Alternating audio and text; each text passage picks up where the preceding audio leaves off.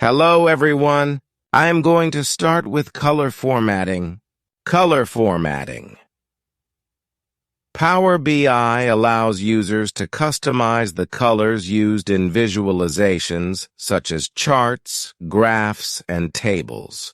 Color formatting enables users to highlight important data points, differentiate between categories, and improve the overall aesthetic appeal of the report.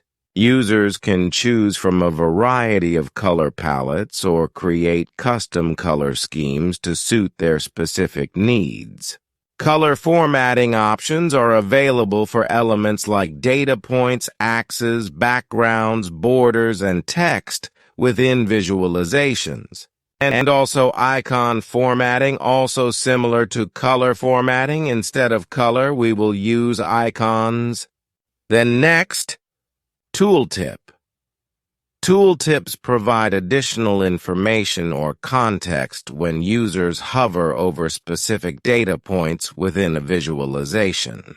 This feature allows report authors to convey detailed insights without cluttering the visualizations with excessive text or labels.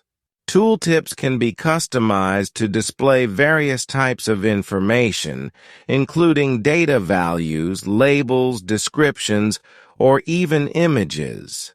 They enhance the interactivity of reports by enabling users to explore data in more depth and gain a better understanding of the underlying trends or patterns.